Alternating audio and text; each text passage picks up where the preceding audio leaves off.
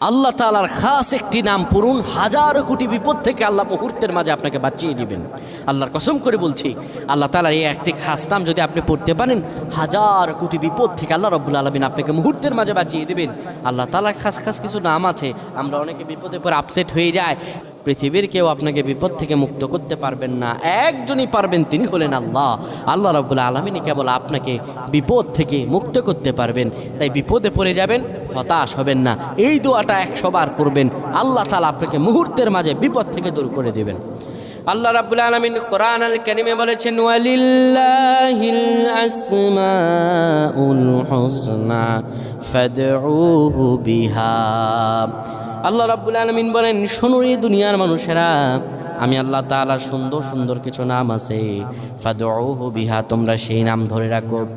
ওই নাম ধরে যদি ডাকতে পারো, আমার আল্লাহ রাব্বুল আলামিন তোমার দোয়াগুলো